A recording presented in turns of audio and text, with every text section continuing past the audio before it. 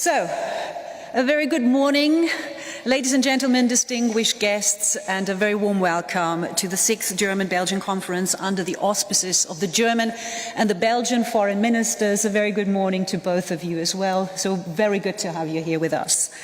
My name is Monica Jones. I'm a freelance journalist and a free news anchor at German International Broadcaster DW. It is my great pleasure to be here with you today to guide you through the program of this conference, which focuses on two of the most urgent issues of our time: the joint fight against climate change and the impact it's having on our infrastructure and, of course, on people's lives, and ways to accelerate the transition away from fossil fuels to green and more sustainable energy sources.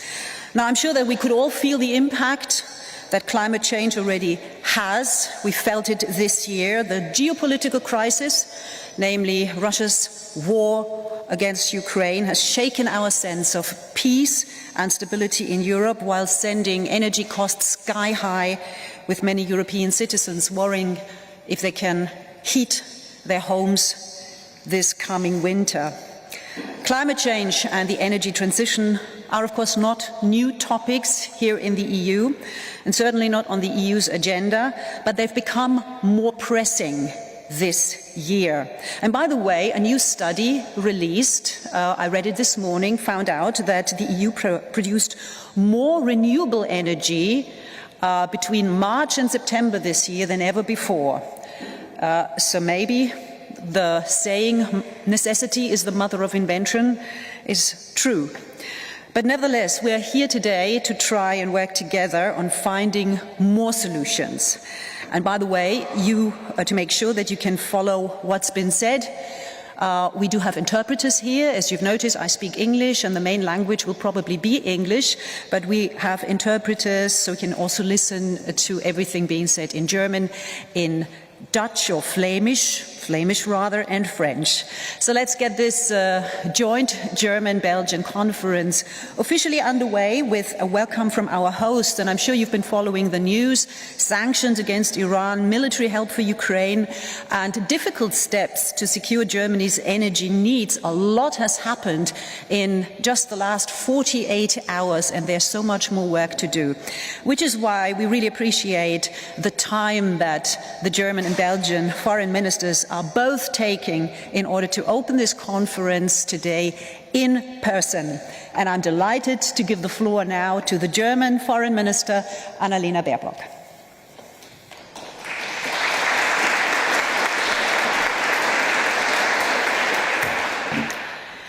Thanks a lot. Thanks for the warm welcome. And as you have mentioned, the last 48 hours, we took important decisions.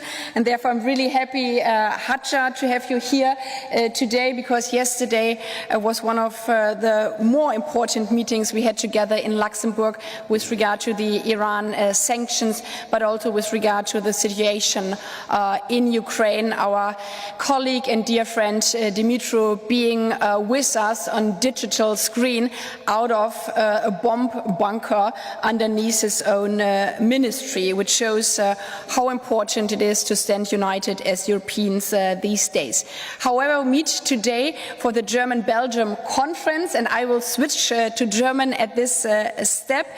Meine sehr geehrten Damen und Herren, liebe Gäste aus Belgien und offiziell liebe Hatja Labib als neue Außenministerin, herzlich willkommen bei dieser Konferenz. Unsere beiden Länder sind sich sehr nah. Wie nah, das haben mir zu Beginn meiner Amtszeit meine Kolleginnen und Kollegen aus dem Auswärtigen Amt mit einer kleinen Anekdote berichtet. Die haben gesagt, es kommt vor, dass bei Treffen von Diplomatinnen und Diplomaten bei offiziellen Terminen im Ausland relativ oft dann doch nicht die deutsche, sondern die belgische Flagge auf den Konferenztisch Logen oder in den Pressesälen stehen. Und manchmal versuchen dann unsere Diplomatinnen und Diplomaten von euch aus Belgien, von uns aus Deutschland, noch ganz unauffällig die Fahnen schnell zu tauschen. Manchmal versucht man sie auf den Kopf zu stellen, wenn das nicht mehr unauffällig geht, oder man ignoriert es einfach und denkt, wir sind sowieso alle eine Europäische Union. Und ich glaube, dass das zwar aus Sicht des diplomatischen Protokolls ein unverzeihlicher Fehltritt ist, unsere Kolleginnen und Kollegen das aber immer auch leicht amüsiert nehmen und unsere internationalen Partnerinnen und Partner nicht schelten, weil es ja eigentlich auch ein Ausdruck dessen ist, wie nicht nur unsere Fahnen sehr, sehr ähnlich sind, sondern wie nah sich die Menschen in unseren Ländern sind. Wir sehen das also als Ausweis dafür, wie eng Belgien und Deutschland zusammenstehen. International, ich habe das gerade deutlich gemacht, bei den vielen, vielen Treffen, die wir in dem Kreise unserer europäischen Freunde haben in der EU, aber gerade in diesen Zeiten vor allen Dingen, wie eng wir zusammenarbeiten, auch in der NATO. Angesichts des brutalen russischen Angriffskrieges sind wir in Europa, sind wir im transatlantischen Bündnis seit dem 24. Februar noch mal enger zusammengerückt. Und als Nachbarn mit einer offenen Grenze reisen und bewegen sich jeden Tag tausende Menschen ganz selbstverständlich zur Arbeit, an die Uni oder um ihre Familien und Freunde zu treffen, ohne dass sie überhaupt noch wahrnehmen, dass sie zwischen zwei Ländern hin und her fahren. Über unsere Unternehmen haben wir jedes Jahr einen Handel in Höhe von 100 Milliarden Euro, und gerade auch im Bereich der Zusammenarbeit im wissenschaftlichen Bereich zwischen Universitäten und auch Schulpartnerschaften sieht man die Nähe zwischen unseren beiden Gesellschaften und Ländern und eben nicht nur zwischen unseren Regierungen. Die deutsch-belgische Konferenz, also Foren wie diese, sind zum einen für diese Nähe ein besonderer Ausdruck. Sie bringen nicht nur unterschiedliche Diplomatinnen und Diplomaten zusammen, sondern die deutsch-belgische Konferenz, das deutsch-belgische Forum zielt eben darauf ab, diese engen Beziehungen zwischen unseren Gesellschaften auch an einen Tisch zu bringen. Deswegen treffen sich heute hier auch Wissenschaftlerinnen, Unternehmerinnen, Politikerinnen und Politiker, aber eben auch viele Akteure der Zivilgesellschaft. Und ich heiße Sie alle hier gemeinsam im Auswärtigen Amt und in Berlin herzlich willkommen. Die Zusammenarbeit und weswegen die deutsch-belgische Konferenz, das deutsch-belgische Forum vor einigen Jahren überhaupt ins Leben gerufen wurde, dient vor allen Dingen dazu, bei zentralen Themen, wo Deutschland und Belgien sehr, sehr eng kooperieren, nochmal in den vertieften Austausch zu gehen. Und daher ist es kein Zufall, dass dieses Jahr als Thema dieser Konferenz vor allen Dingen der Klimaaustausch und die Energiepartnerschaften im Mittelpunkt stehen. Denn gerade im Bereich Klimaschutz, gerade im Bereich Energiepolitik arbeiten unsere Länder schon seit langem zusammen und sehen die große Herausforderung, vor der wir derzeit stehen, und zwar nicht nur mit Blick auf den brutalen russischen Angriffskrieg und unsere europäische energiepolitische Verwundbarkeit, aber eben auch mit Blick auf die Tatsache, dass die Klimakrise mittlerweile die größte Sicherheitsgefahr dieses Jahrhunderts darstellt. Daher widmet sich diese Konferenz der Klimakrise und der grünen Transition, auch als Auftakt für die in wenigen Wochen beginnende Klimakonferenz 27 in Ägypten. Als Industriestaaten haben Länder wie Deutschland und Belgien eben auch auf dieser Klimakonferenz eine besondere Verantwortung. Dafür unsere Emissionen zu reduzieren und endlich auf den 1,5 Grad Pfad zu kommen und zugleich anderen Ländern und Regionen, bei denen die Klimakrise bereits das größte Sicherheitsrisiko ist, denen deutlich zu machen, dass wir solidarisch an ihrer Seite stehen, solidarisch mit den Menschen in ihren Ländern sind, weil diese Regionen, weil diese Länder am allerwenigsten zum Klimawandel beigetragen haben, aber bereits heute am heftigsten unter starken Fluten, Dürren und Stürmen leiden. Und zugleich, das haben wir, glaube ich, beide gespürt, auch wenn wir noch nicht seit Jahren im Amt sind, ist eben die Klimakrise für viele Staaten dieser Welt und die Bewältigung der Folgen der Klimakrise für viele Staaten dieser Welt, insbesondere in Afrika, im Nahen Osten und auch in Asien, mittlerweile eine der zentralen außenpolitischen Fragen. Weil wenn die Klimakrise das größte Sicherheitsrisiko für die eigene Gesellschaft darstellt, dann ist sie eben auch eins der Schlüsselthemen für die internationale Zusammenarbeit. Und deswegen ist es so wichtig, dass auch wir, die EU und die Länder wie Deutschland und Belgien, die Klimapolitik ins Zentrum unserer Außenpolitik stellen, anstatt sie als Randthema zu behandeln, wie das vielleicht noch in den vergangenen Jahren war, wo auf unseren berühmten und berüchtigten Sprechzetteln dann stand, mit Blick auf Klimafragen, dazu werden unsere Umweltminister sich dann austauschen. Nein, Klimapolitik ist im Kern auch Außenpolitik. Und wenn wir den Eindruck hinterlassen, dass wir diese Themen nicht so ernst nehmen, dann fragen uns zu Recht unsere Kolleginnen und Kollegen weltweit, die wir gerade in diesen Tagen darum bitten, steht an unserer Seite. Und warum steht ihr nicht an unserer Seite, wenn unser größtes Sicherheitsrisiko, nämlich die Klimakrise, uns so bedroht? Zentral ist dabei insbesondere die Frage der Migration. Denn egal, ob man mit Außenministern und Außenministerinnen aus Irak, Chile oder Bangladesch spricht, alle sagen so deutlich, wenn die Klimaauswirkungen sichtbar sind durch Überschwemmungen oder in anderen Regionen Trockenheit und fehlendes Wasser, dann bewegen sich Menschen. Das heißt, die klimabedingte Migration, das ist eigentlich die größte Herausforderung in der ganzen Sicherheitsfrage, die dann natürlich irgendwann, so wie CO2 nicht an Grenzen Halt macht, auch die Klimabewegung, die Klimamigration nicht an Grenzen Halt machen wird. Daher ist es für uns so wichtig, dass wir in unserer Außenpolitik die Klimaaußenpolitik als Herzstück verankern, im Sinne unserer internationalen Glaubwürdigkeit, aber auch im absoluten Eigeninteresse, weil auch wir ja in den letzten Jahren und leider auch wieder diesen Sommer gespürt haben, wie heftig die Klimakrise bei uns bereits zuschlägt.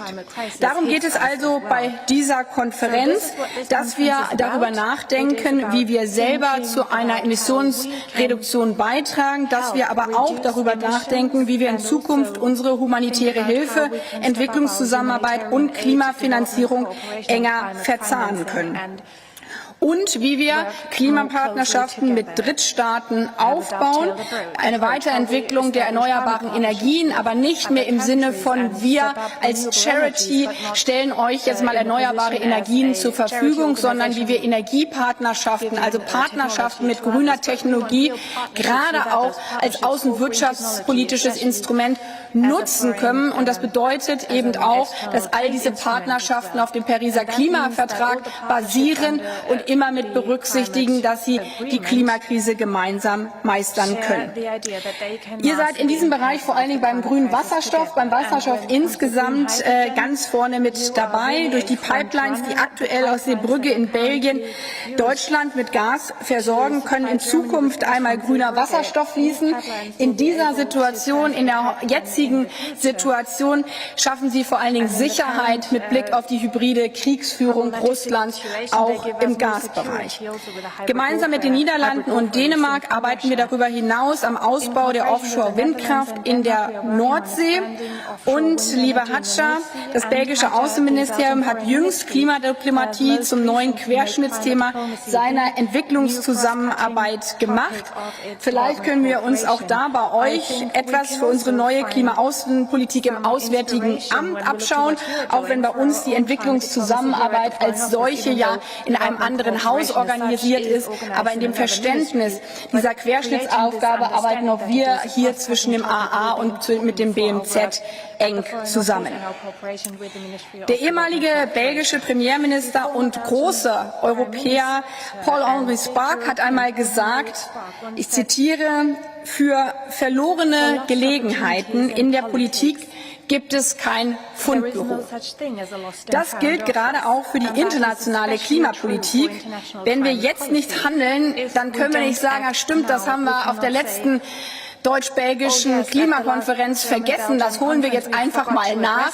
Nein, das CO2, was einmal in die Atmosphäre ausgestoßen wurde, das können wir sehr, sehr schwierig dort wieder rausholen.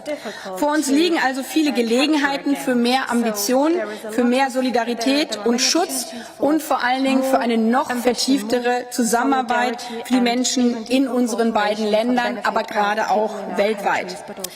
Lassen Sie uns in diesem Sinne gemeinsam die Gelegenheiten, die jetzt da sind, gerade auch in dieser Krise mit Blick auf die grüne Transition, mit Blick auf den Ausbau der erneuerbaren Energien, gemeinsam packen, im wahrsten Sinne des Wortes die Gelegenheiten beim Schopfe greifen auf dieser Konferenz, aber gerade auch darüber hinaus auf dem Weg nach Sharm el-Sheikh und in den nächsten Jahren.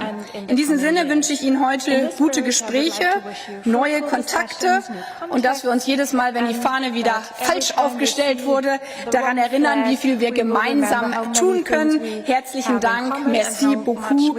Heel erg bedankt. Ich hoffe, das war in Lautschrift richtig ausgesprochen. Auf jeden Fall war es ein Versuch wert, einen guten und vor allen Dingen produktiven Austausch Ihnen allen. Dankeschön.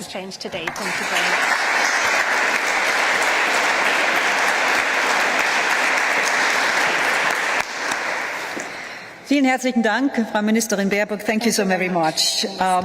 When Belgium's foreign minister was appointed this summer, so not too long ago, she was asked why she, a former journalist and news anchor, accepted this job.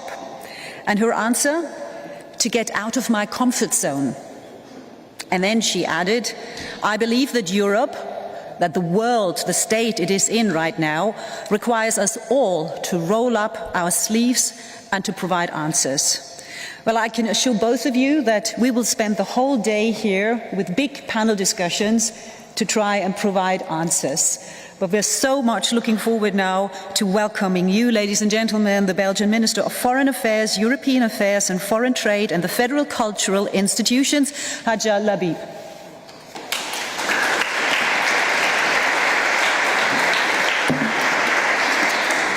Thank you for this introduction. Guten Morgen, dear Minister Baerbock, liebe Annalena, Excellencies, ladies and gentlemen.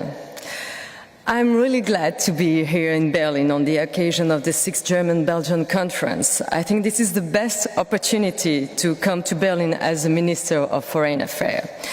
I want to thank Minister Baerbock for her warm welcome, and I also want to thank the German Federal Foreign Office as well as the Belgian Ministry of Foreign Affairs for organizing this conference. And thanks to all the participants, especially those who have come from Belgium. Germany and Belgium are close partners and essential allies. We share a story, we work together on so many levels, and we are defending the same values on the world stage.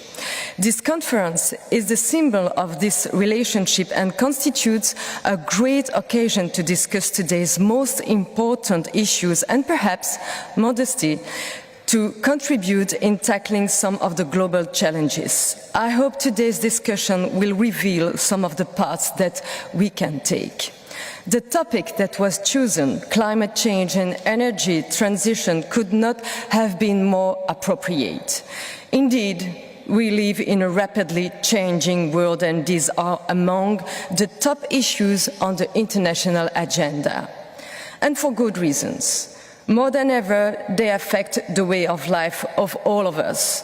But in fact, I'm convinced that these challenges offer us an opportunity to live a better world for our children and grandchildren. A world that is more respectful of nature and an economy which is less based on the use of scarce resources and which is more sustainable.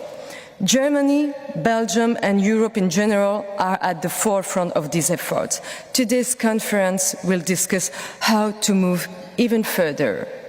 Ladies and gentlemen, as a scientist have long warned, the climate is changing and is already impacting our environment, our water supply, our food production. A recent report of WWF shows that a lot of species have seen their population size reduced by about 75% over the last 40 years. We don't need to be scientists to be alarmed by these numbers. Furthermore, extreme events happen more frequently. The two last summers in our regions are case in point. The tragic flooding in Belgium and Germany in 2021, which cost too many lives, and more recently the extreme drought and the last wildfires in Western Europe. I also have in mind the devastation in Pakistan from flooding. Indeed, in many regions of the world, the consequences of climate change can become a major factor of instability, conflict, resource scarcity, and large-scale migration. It is for this reason that climate change is now an integral part of the Belgian security strategy. It is also the reason we are investing in climate diplomacy along with Germany and our European partners. We thank Germany for hosting last week's Berlin Climate Security Conference, and we support the new Climate for Peace initiative. This will boost efforts to further rally support and interest for this pressing issue. We will soon meet in Sharm el-Sheikh in Egypt to renew our ambitions in this regard. I hope that it will allow us to find consensus on additional steps with regards to the finding balance between adaptation, mitigation, and climate finance. Russia's aggression of Ukraine has led to a robust show of unity in Europe and strong support to Ukraine. I have no doubt that Russia cannot and will not win this war, and I'm convinced that Europe will emerge even stronger. But in the short term, as you know, we are faced with a number of challenges. The war has impacted our economies and upended our energy supply. It shows the urgent need to become more energy autonomous, to accelerate the energy transition and to diversify our suppliers. Russia can no longer be considered as a reliable supplier. Putin is in fact waging an energy war on Europe. This has severe effects. Some of our citizens are struggling to pay their bills. Numerous small companies are forced to suspend their activities because of spiking energy prices. Many others are losing competitiveness. We are reacting to this. Our governments are taking unprecedented measures to help our citizens and companies. The Belgian federal government has presented a package of measures to reduce the burden for citizens and companies. I know that the German government is also taking significant measures. But just like our climate goals can only be achieved if we work together, just like the COVID vaccine rollout could only be successful by unprecedented European action and coordination, our response to the energy crisis can only be efficient and effective in the longer term if it is a European response. A lot has already been done. Early in the crisis, the Commission adopted a first toolbox of measures. A few months later, it adopted the Repower EU plan to reduce the Union's dependency on Russian gas. Last June, Member States agreed to quickly replenish their gas storage before the winter, and in July, we agreed to reduce gas demand by 15%. But we need to go further with European solutions. And we need to do it now. In fact, we could have acted sooner to limit this gas price. Since early in the spring, Belgium has been advocating to cap gas price at the European level in a dynamic way in order to ensure security of supply. Acting early would have avoided the surge and the scramble for the gas we have seen over the summer. We need to get gas prices under control as soon as possible. We need effective decoupling of electricity and gas prices. Joint purchasing would also help using our European weight to get better contracts with third countries. And in the long term, we need a structural reform of the European energy market. Let me also emphasize one principle which I think is paramount. We are in this together. We must ensure that all of our actions taken to respond to this challenge are coordinated and do not undermine the principle on which our European single market is based: fair competition and level playing field.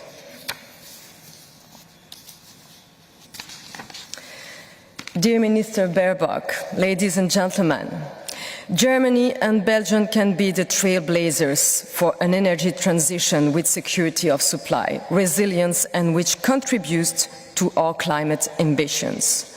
Our economies are closely interlinked. Germany is by far Belgium's largest trading partner. Our energy systems are integrated more than ever. Belgium, with the large LNG port of Zeebrugge, has indeed become Germany's second most important gas transit supplier. We share similar ambitions in the development of green hydrogen. Belgium and Germany can become the green hydrogen backbone of European industry. In fact, just this morning, our Prime Minister, De Croo, has presented our country's hydrogen strategy. In offshore wind energy, we are already transforming the North Sea in a strategic source of endless renewable energy supply. Our companies are at the forefront of this sector. But more than that, we share a common vision for the European Union, which can protect our citizens and can be a provider of concrete solutions to global issues. More than 70 years ago, European integration started in the energy sector. At the time, it was coal and atomic energy. Today, we have to take the next step in putting climate and energy challenges at the heart of our efforts. This is a must for our common European project. Yesterday's Europe no longer exists. Tomorrow is to be built. Let's build it together. I hope that today's seminar will help to meet these challenges. I wish to all of you good and productive discussion. Thank you very much. Vielen Dank.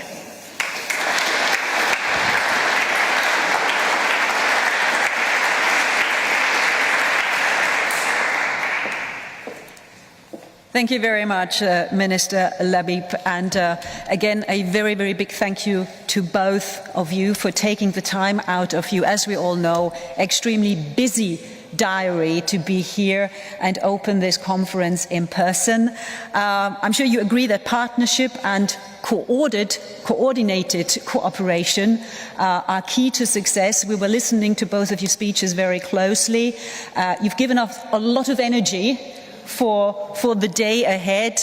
You've given us a lot of work to do, and we're ready to tackle it. So a big thank you to both of you again.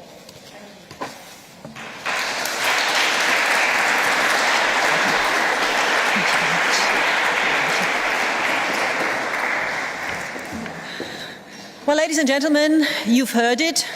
We have a lot of work to do, and we will not lose any time and get to it. Because of the next few hours, we want to jointly address today's challenges. 4 panel sessions will bring together members of politics, business, science, civic society, all representing, of course, both the German and Belgian perspectives to assess the situation and come up with concrete solutions. You can join the discussion, of course, our online participants, and at this point, perhaps a dedicated hello and welcome to everyone joining us online.